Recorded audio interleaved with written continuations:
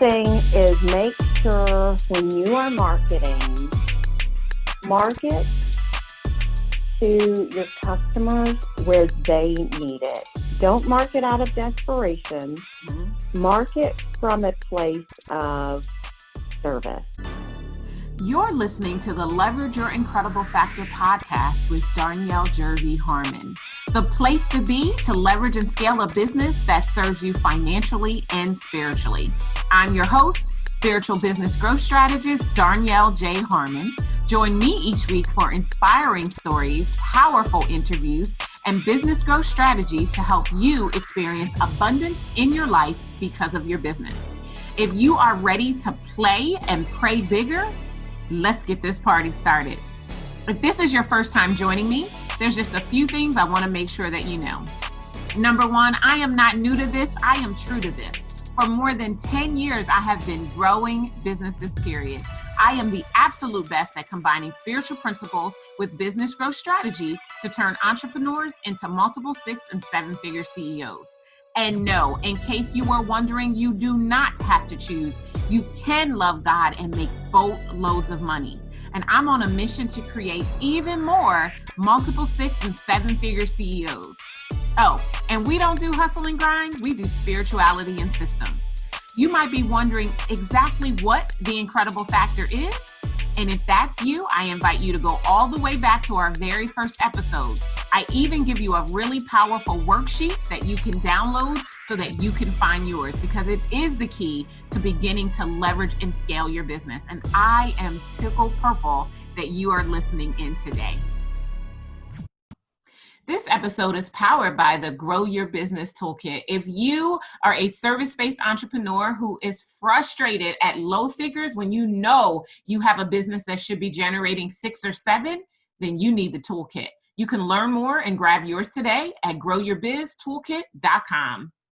In today's episode, I have such an amazing treat for you. I'm just going to go ahead and tell you right up front that we are going to church.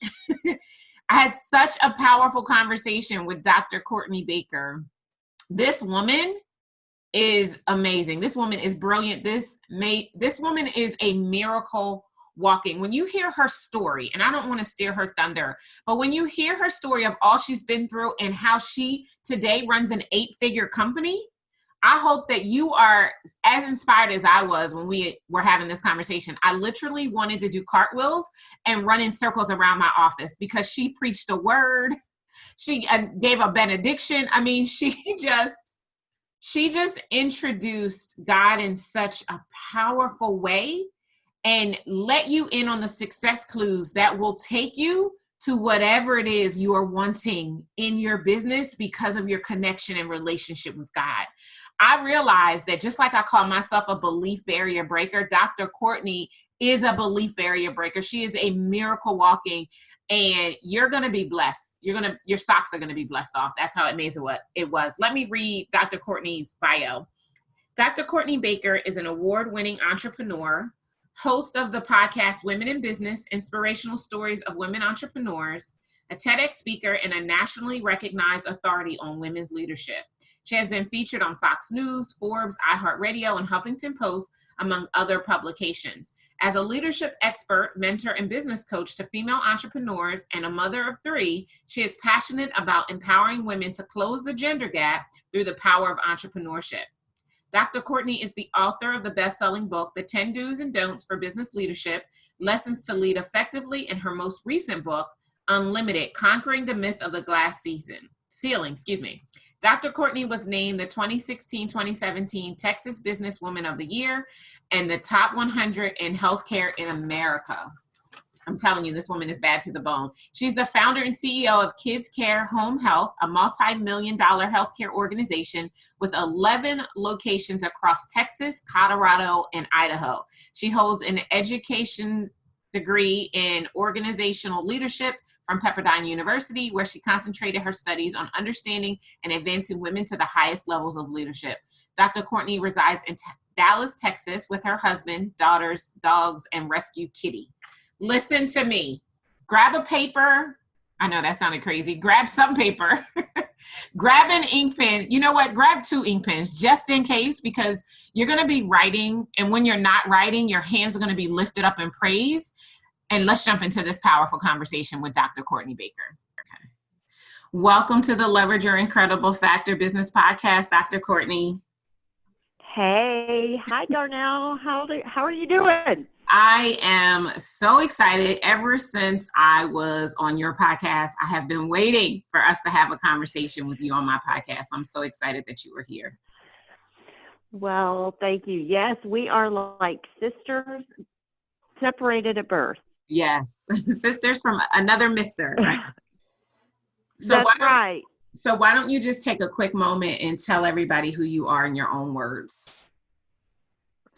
Well, I am Dr. Cortney Baker, and I am a CEO and business owner and founder of a healthcare enterprise, as well as a stroke survivor, one-time single mama on Medicaid and food stamps, and child of God. Awesome. You know, you just described yourself like you were saying, my favorite color is clear. But there were some powerful things, even in you just describing who you are. So I'm going to pull back the layers on that, because I know that the listeners are going to get benefit of hearing your full story. And what I love about the way that you describe yourself is that there was no victim in it. It was all victor. But you know, what you've been through was designed to bless somebody else. So you said a stroke survivor, as well as a one-time single mama on Medicaid or Medicare and food stamps. So, okay, where do you want to start? Well, let's start from the beginning. Back when I was a child, I was 12, and my only sibling, was diagnosed with multiple sclerosis. And I helped take care of her when she deteriorated her health. And then I buried her when I was 16. Wow. And yeah. And then, to really cope with that loss, I didn't know what to do or where to turn, and wind up getting pregnant at the age of 18, and had my son at 19. Again, like 6 months after I graduated high school, I was on Medicaid and food stamps and waiting tables, double shifts at a little restaurant here in Texas called Black Eyed Peas. Mm-hmm. And, and just put myself through college with my son in tow. And then very quickly, once I graduated, determined that I didn't want to be an undervalued employee for the rest of my life. So I started my own company.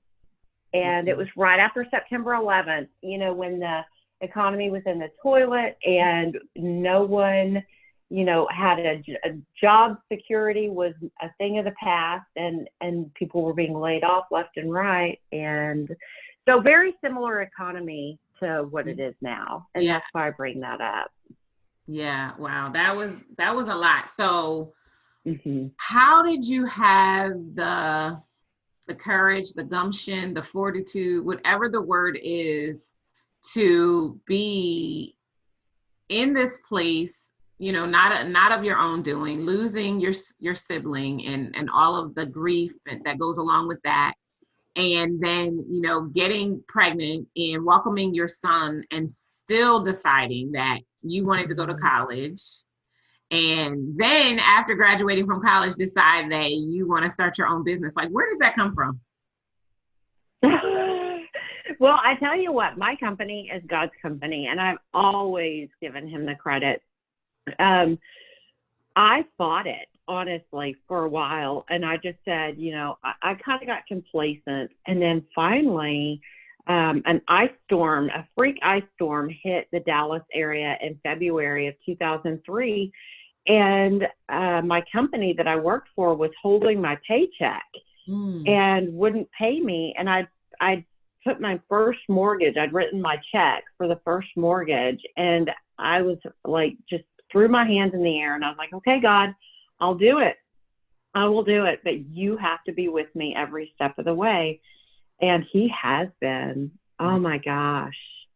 I mean, we have 700 employees. Wow. It's ridiculous. Like, only him. Only him, right? I love that. I wrote that down. My company is God's company. I think that changes everything when you just make a firm decision that everything that you do, you're doing it for God. You're doing it so that God gets the glory. Because I think when you go through scenarios like yours, and we haven't even gotten into your embolism and stroke yet, but when you go through things like you've gone through, but you have that faith that really just fortifies everything that you're experiencing, it makes it all worth it.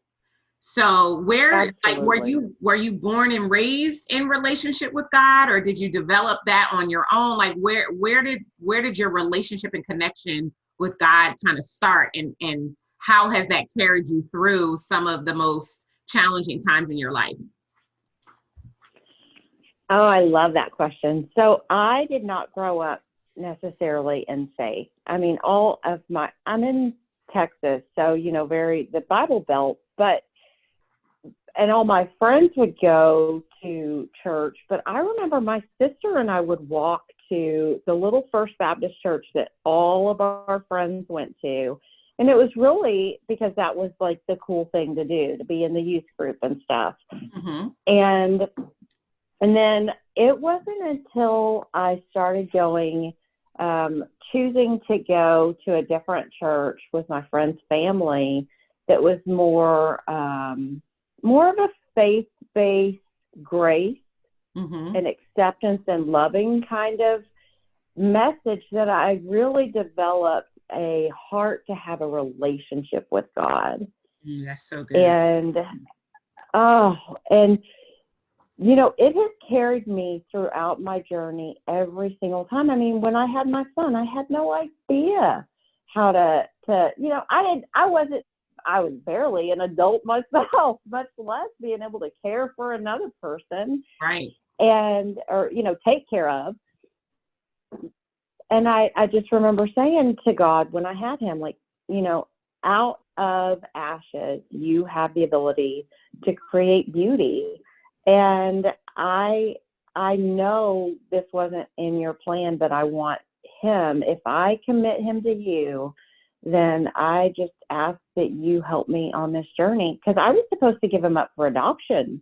Wow. And I just knew that I couldn't. And I'd even had a family picked out. And now, I mean, he's 26 years old, and we have a really good relationship, and I'm just grateful. But my journey with God has been amazing. And as far as the entrepreneurial roller coaster, like, it is highest highs and lowest lows. Yeah, definitely. And I remember being in one of the lowest lows and just pacing back and forth in my kitchen. And it was like 2 a.m, and we were about to have serious budget cuts to our services. And I just remember just pacing. What am I going to do? What am I going to do? What am I going to do? And at that time, we had 400 employees. Mm-hmm. And I just felt like all the weight of the world was on my shoulders. And Darnyelle, he stopped me in my tracks, and he audibly spoke to me that day in my kitchen. And he said, "When have I ever not taken care of you?" Oh, that is so good, Dr. Cortney. Yeah. So good. So good. And I love that you have to have a relationship with God to hear that. Like, you know what I mean? Like, I tell people all the time, God is always speaking, but it's only when you are truly in connection with him that you can hear him when he speaks, because it's not always audible. Mm-hmm. You know what I mean? And it's seldom audible, right? It's usually something that is finessed inside of your spirit. And so to know that even in that moment of panic, anxiety, whatever it was, that God was like, listen, when have I not ever, like, I literally have chills right now. That is so good. And the other thing you said that I thought was really, really powerful, when you were having your son, that out of ashes, you have the ability to create beauty. And I just know that because of your firm commitment and realization of who God is and who he can be, who he always will be, that was what comforted you even at that time, that helped you to get through. And so you decide to start this company. And, when you first started it, did you have visions of there getting to be 750 employees? No, I had no idea what I was doing. And it was just like fly by the seat of your pants. If you build it, they will come, Wow. And really it was built on the belief that, because I felt like my competitive advantage was really to just treat people well. And that's free. It's like, if that's your competitive advantage and all you have to do is treat your employees well, then I got this. And so that's what I did. That is so good. The first company that I worked for when I graduated from college, like, that was kind of their philosophy too. We were so well treated that we wanted to work. We worked long hours. We worked on the weekends, and we didn't feel anything about it because we were so well taken care of. So I think that is definitely a great mission to have when you have employees, because if you take care of them, they'll always take care of you. And those are the people that are 9 times out of 10 on the front line. They're interacting with your customers, or they're interacting with your shareholders, or whomever it is that you are, reporting to and sharing the results that you're receiving. They're interacting with those people. So I think that that's a really powerful testament to have. Let me ask you this question. So and I didn't anticipate us initially going in this direction, but I just felt in my spirit, like, I want to know about your culture, being that you are a woman of faith and your company is God's company. Talk to me about the culture of your organization. I mean, again, when you started, no idea that you would ever get to this point, but through doing the work, showing up in consistency every single day, you've grown the business massively through economic downturns on multiple occasions. What is the culture like? It's so fun. I mean, we have a lot of fun. We have such a good team that takes care of one another. During the pandemic, we have sent out gift cards to have people, order DoorDash or Uber Eats or whatever, so we could take care of lunch on them, or they could have lunch on us. And then we had this little Kahoot. It's like an online quiz game thing, and so we'll do those so we can get everybody kind of together virtually to eat lunch together and play a game. And we really, our core values are care. The company's name is called Kids Care Home Health, and our core values are care, and it stands for commitment, accountability, results, and ethics. And every decision is made within the framework of those core values. That is so good. I love it. And being able to have core values or guiding principles, as I like to call them, it just makes everything easier. Yes. So that even when you're experiencing other adversity, when you're thinking about who you are at your core, it makes it easier to get through. So let's talk about 2005. And you have the pulmonary embolism. And then, well, you know what? Let me not tell the story. Let you tell the story. So what happened to lead to this health scenario where, you're like literally a miracle walking? Like, tell everybody what happened there and how all of this, how your relationship with God and being who you are and your core values kind of play in how you made it through.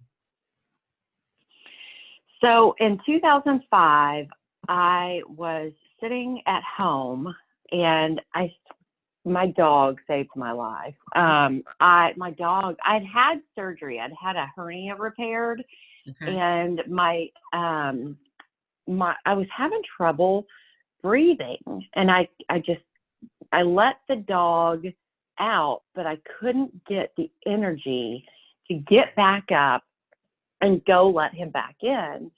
And he just kept barking. And so I called my husband and I was like, look, I need you to come let the dog back in. I can't breathe. That's fine. But I just need you to let the dog back in. And he was like, whoa, come back. And so he came home to check on me, and it felt like I had a knife in my side. So we went to the emergency room, and thankfully, and come to find out, I had a pulmonary embolism, which 30% of the people who have PEs die before they get to the hospital and not even know it. So, I'm an overachiever. So I looked at it and I was like, okay, well, 100%, and then you subtract 30%. So I'm living on 70%. And that's passing. It's not great odds for an overachiever, but I'll take it because I'm still alive. Right. And then in 2012, if you want to transition into that, we can talk about that. But in 2012, I had a stroke in 2 places and underwent a 7-hour brain surgery. And 50% of the people who have the type of stroke that I did die before they get through surgery. Wow. And so I looked at that and I was like, how? If I was on 70% and now take away 50%, I'm living life on 20%. I better make the most of it. Wow. And that's what I do. Oh my goodness. That, I have chills all over again, Dr. Cortney, because when I say belief barrier breaker, when I say defying the odds, when I say miracle walking, literally your face is popping up everywhere. How does that happen? And how do you deal with I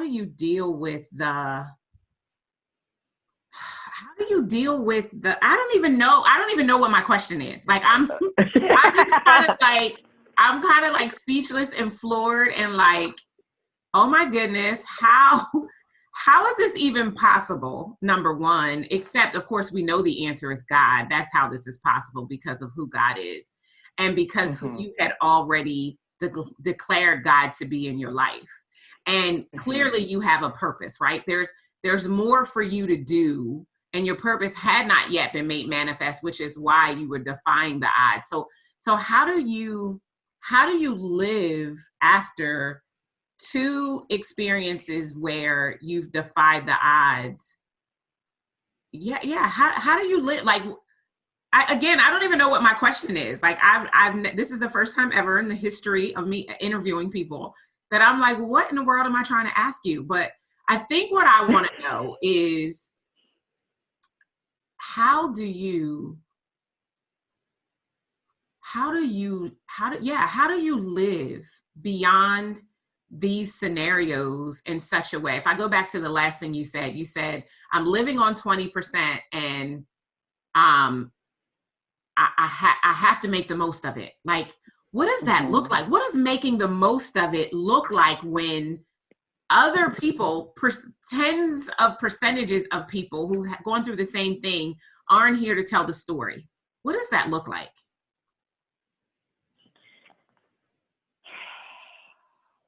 I know that God has shown up so powerfully in my life that I have an anointing, but with that anointing also comes a lot of warfare.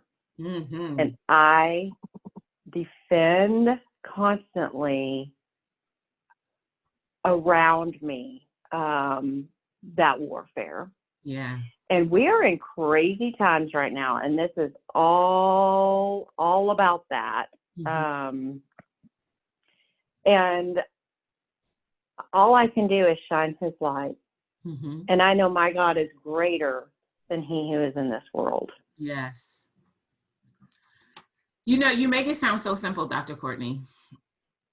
You do. Well, Like, I mean, I feel like it is. Okay, and that's exactly where I want to go. Like, I want you to break that down for people, because there are people who are going to listen to this episode that haven't experienced a fraction of what you've experienced, and to have gone through what you've gone through, and to say that I know there's an anointing on my life, and I know that there is tremendous amount of warfare that I have to do to allow God to be God and for God to get the glory. Like,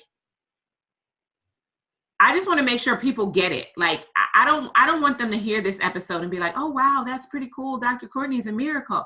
Like, I want them to get some practical application about what it looks like to have a relationship with God that is so tight that even death can't take you out of this place. Like, does that make sense? Like, I just feel like I want to run around my office right now. That's how I feel, because I feel God's presence. I feel His glory right now. Like, seriously, like, I'm like, oh my goodness, God is the bomb. And I knew He was the bomb before. And I think, you know, the people listening may have had an encounter to know that He is the bomb. But through you, through your story, through what you've been through, we get to really experience, you know, you guys are listening to a miracle right now. So can we just break down how we get to the point where we know that God is for us and we know God has got us? Like, we know God has our back, right? How do we get there? Because so many people, I think they want to believe that God has their back, but that's not what they're living day in and day out. So can we talk some practical grassroots, how we help people to move in the direction of deepening their relationship and connection with God, so that it shows up in every area of their life, not just their health, if they have a health challenge, like some of the ones that you've experienced, not just their business, but they can grow their business to 750 employees and defy the odds during economic downturns, but just so that they can experience life, the life that Jesus came in and gave His life full, that life to the fullness of life. Like, what does that look like? Where do we start? It's so funny you asked me that, because I just wrote a post about that just right before we got on this call. And, you know, right now we're sheltering in place and we're fearful of the future. But before all that happened, I firmly believed, why would I feel that God would love me so much to come to this world and suffer? He didn't come to suffer to make my life a cakewalk. He came to suffer so I would know Him. And how do I know Him? Through my sufferings. Not through the easy times when I think, oh, I got this. But we are sheltering in place. And how many times has God had sheltering in place show up in the Bible and come out through glory? So you think of Noah. He was in the ark for a year. You can imagine that thing was not easy. It had tons of animals and family. And what did he do? He created the entire world when he was saved. Right after, you know, I mean, he became the father of all nations. Yeah. Then look at Jacob. Oh my gosh! Hold on. Jacob was sheltered for 20. Hold on. We gotta stop right there, because you just dropped like such a powerful nugget, and I don't want the listeners to miss what you just said. And I'm like, again, I'm leaping. I want to do cartwheels, and I don't even know that I could do a cartwheel, but that's how I feel right now. Because this is so good. This is so good, thinking about Noah and being on the ark for a year, like sheltering in place. The people at the time of this episode being recorded, we are still in the global pandemic. We are still staying at home to stay safe. And he did it for a year, and coming out of it, recreated civilization. Man, that's powerful. That is so powerful. Yeah. So those of you who are complaining about being in place to be safe, to be able to allow for God to do the work that he needs to do in you. Like I said, that God has given us a universal timeout. Like he's called a flag on the play. And he's like, listen, I've had enough. I want to remove everything that you have thought about, that you have allowed to get my attention, the attention that is supposed to be for us, so that we connect and commune on another level, so that you can go out and fulfill the purpose for which I brought you here before I formed you in your mother's womb. And you guys are missing the mark. So I'm going to create an environment where everything you love, you want to do is stripped away, so that all you are left with is an opportunity to get in my presence and get in my glory. Amen. That is what God is saying, right? And so when we think about Noah and the story that is Noah in the Bible, and the faith, because that's really what it is, right? Looking crazy, building an ark when there's no rain, there's never been any rain, and looking completely crazy, people talking at you for 7 years. For 7 years. For 7 years. But knowing like that you know that you know. Theorists. Yes. Conspiracy theorists. You're crazy. You have lost your mind. Who had the last laugh? Oh my gosh, that is so good. That is so good. Oh my God. Okay, that's so good. That's so good. So what I feel like I just heard you say in using Noah as the story is to take the time necessary to figure out who God is to you. Oh, absolutely. Like that's the first step. He has slowed us down for a reason. Absolutely. Yeah. He might not have caused it, but he has allowed it. Absolutely. Absolutely. That's so good. Okay. So that's, and that was the thing. When all this happened, I looked at like my life and what I was doing and where I was going. And I thought, you know what, if I turn this around and say, what if this time is actually a gift in disguise? What is 1 or 2 or 3 things I have always wanted to do during this time that I will look back and say, gosh, I wish I had done. Mm-hmm. And those are the things I did. Yeah. Started painting. Mm-hmm. I've never painted in my life. I started painting. I started getting more in his word. Mm-hmm. I started a garden. And I could not be more just at peace than I have ever been.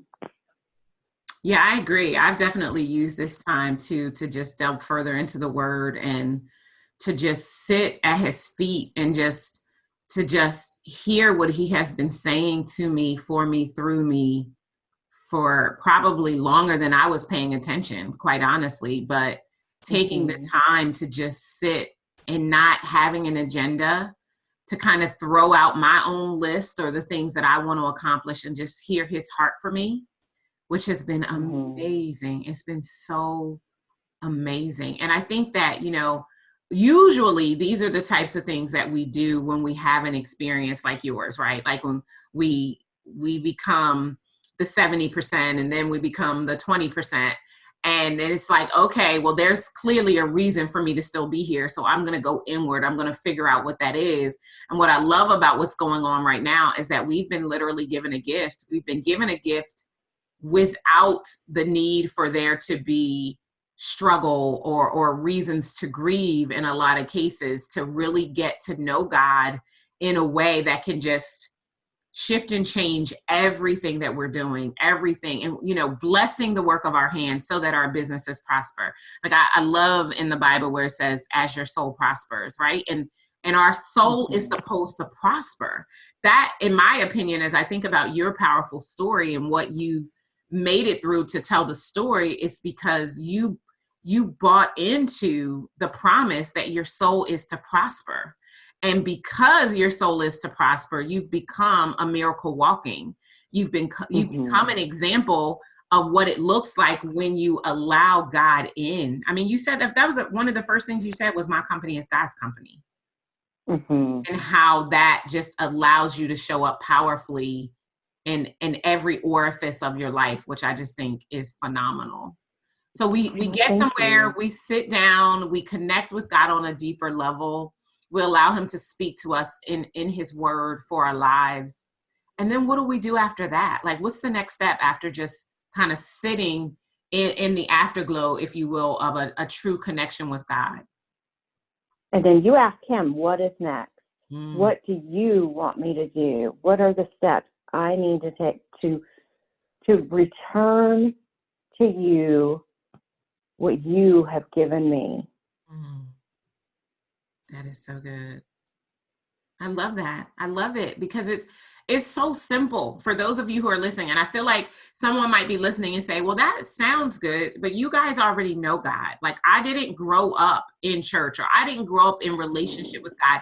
How do I start the journey to get to know God? And what I always tell people, and I want to know if you feel the same way, Dr. Cortney, is, get a Bible and go read the book of Ephesians. I believe Ephesians is the most edifying book in the Bible.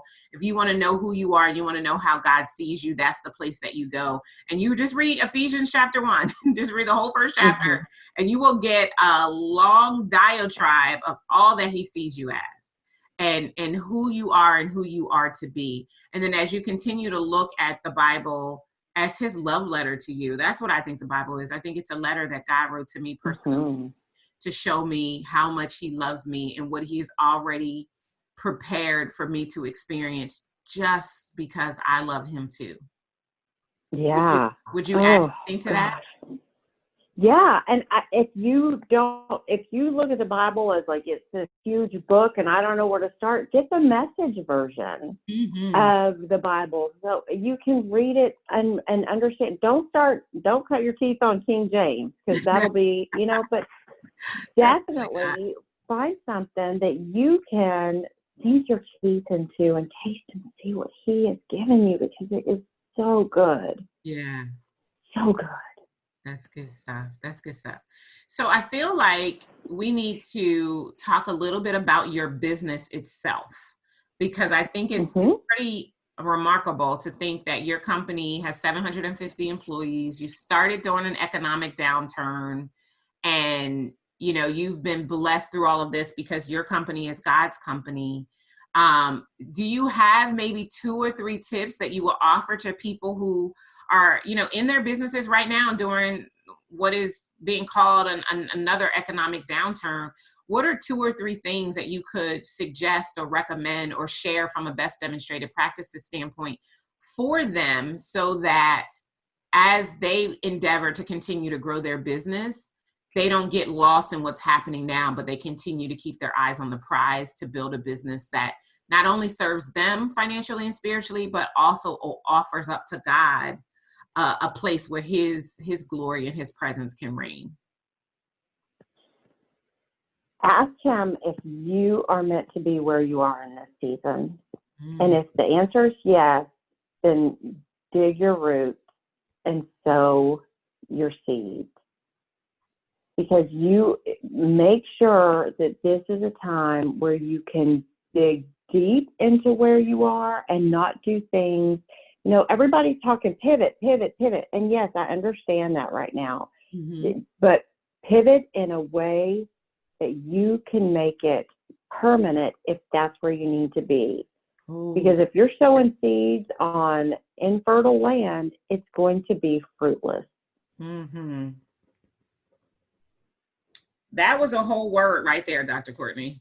Pivot in a way that you can make it permanent if that is where you need to be. I remember a movie I watched many, many years ago. I've seen it a couple of times, but I reference it often. The movie is called Not Easily Broken. And at the end of the movie, the main character the credits are starting to roll, and he says, if you want to know the purpose of a thing, consult the maker of that thing. So when I think about your what they should do is ask God if where they are now is where they are meant to be in this season. That is so good, because there are so many people that are, like you said, pivot.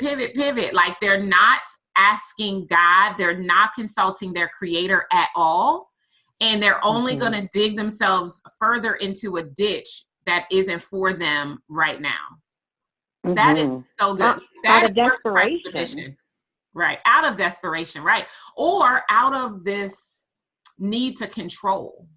Like, I think the one thing I think everybody should have realized based on what's going on and what's been going on now for a couple of months is that none of us are in control. None of us can control this. But so we can either ebb and flow and go with what's going, or we can try to create something different. But trying to create something different may not serve you if that is not what it is that God has for you. That is so juicy good. Okay.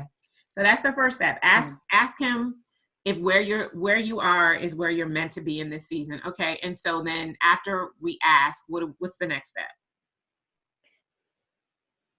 This sounds so counterintuitive, but I want you to ensure that you are tithing. Because when I was that single mom, pregnant, getting ready to have a baby, I was still pregnant.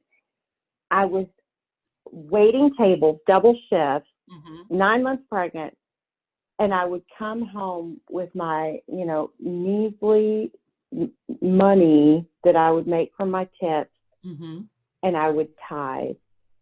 And that is why I believe when I had little and I gave everything I had to make sure to tithe and put him first, that he showed up powerfully. That is so good. And I 100% agree. Tithing is the one thing you don't ever want to stop doing. I had not only have an episode on the podcast, which I call The Power of 10%, which is all about tithing, but I talk about it frequently because I think it is a powerful strategy. It's so powerful for me, Dr. Cortney, that for 2020, I didn't even set a revenue goal. I only set a tithe goal. I got clear about how much money I wanted to be able to tithe this year. And of course, we can back into what we must need to produce in order to tithe at that level. But my whole focus is on doing what I know is going to ensure that God gets the glory. Like, that's what it's really all about, because I think only what we do for Christ will last. Only what we do at that level will last. And so I think that that's powerful. So make sure, if you're listening, first step is to ask God, are you where you're supposed to be in this season? And then the second step is to make sure the one thing that doesn't go away is your tithe. Yes, I know your mortgage and your car payment and your student loans and all of those things, they're deferred, and that's wonderful, but do not defer your tithe. Continue to tithe, continue to sow, because your blessing, your ability to make it through while others fold, if you are in business, will be held in your tithe, because God made us a promise. He said, if you tithe, you can test me and see if I will not open up the windows of heaven and pour you out blessings that you don't have room enough to receive. But as soon as you pull the tithe away, then you run the risk, you take the chance that maybe perhaps perchance it will or it won't work, but I can guarantee you it won't work. I can remember, Dr. Cortney, being in my 20s and buying my very first home. When I went through the closing process, and in the paperwork, they were supposed to leave the refrigerator. I get to the house, there's no refrigerator. And so I go to my parents' house and I borrow a cooler and I buy just ice so I can have the necessities. I have no extra money. I'm 22. I only had to put down $1,000 on my house under first-time home buyers.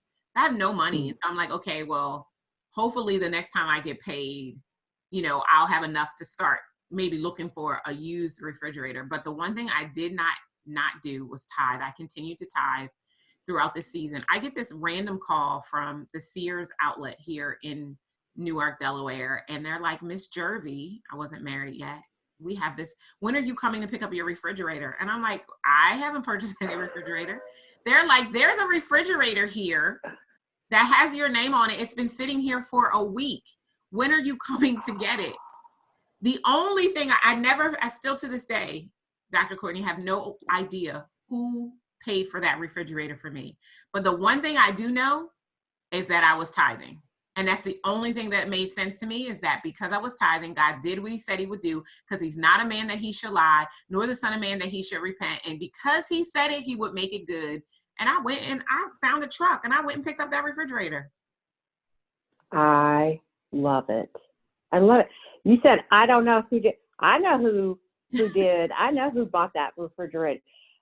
Only see that right there is a miracle unto itself, and the fact that it was a brand new,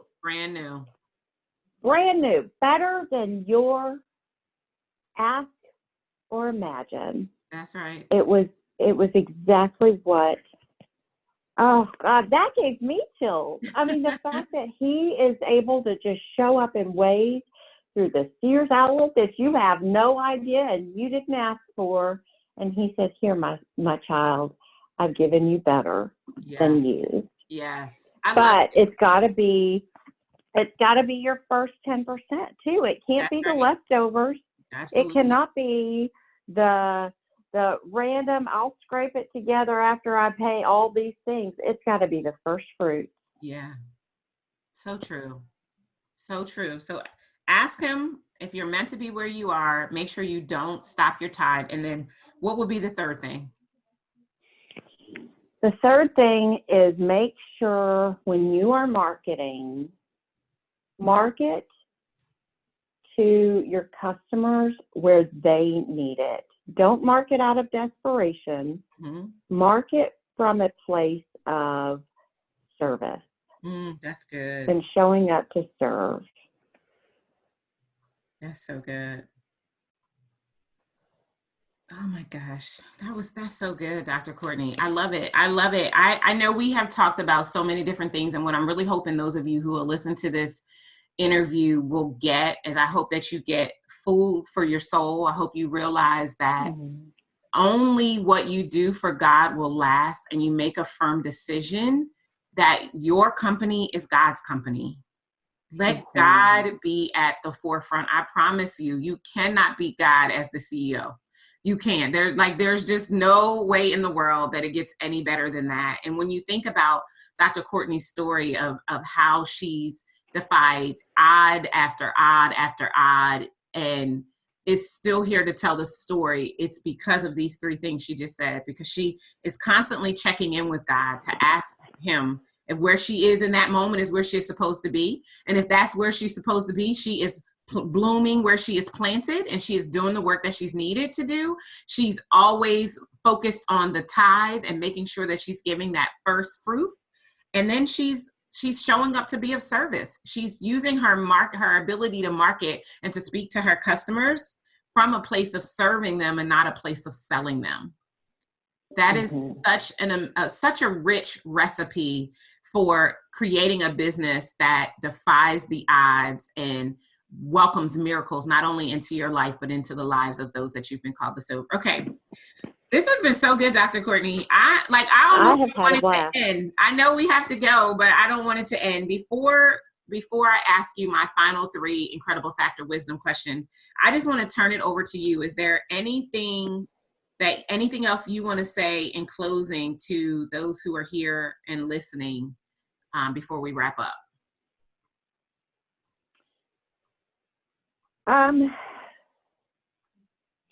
Just get in the Word, and like you said, Ephesians, I believe, is the book you said. Just get back to who He has called you to be, and perhaps you were made for such a time as this. Mm-hmm. I mean, that's Esther. If you need to read about just a really good story, Esther, of showing up when you're called and you don't feel called. Yeah, that's so good. Oh, that's so good. Okay. I don't want it to end. Okay, final three questions we ask everyone, and we'll put these in the show notes. The first question is, what's your favorite quote? I just shared it. Perhaps you were created for such a time as this. Yeah, that's a good one. I love it. That one. And in a world full of rhinestones, be a diamond. Mm-hmm. I'm going to put both of those. Those are so juicy good. And then the last book you read? Oh, gosh. I'm constantly reading all the time. Right now, I am rereading the book Redeeming Love. Oh, good one. Okay, awesome. And last question is, what is one tool you swear by to grow your business? I have a calculator. I love what this is able to do for me, and it's called the cash flow projector, and it helps me project out my earnings. Okay. And I swear by it. I sell it now because it's so good. And if you want this projector, cash flow projector, to help you project your flow for the year and the month, then you can find it at CourtneyBaker.com/cash. Okay. We'll make sure we put the link in there for people to get it. Awesome. Thank you so much for hanging out with me today, Dr. Cortney. This has been phenomenal. I know that I'm going to listen back to this interview time and time again, because you dropped so many juicy nuggets. I love your heart for God. I love how clear and resolute you are. And I love how taking a firm stand for God has just shown up in every area of your life. You're winning at life. You're at 20% and you're still here. Miracle.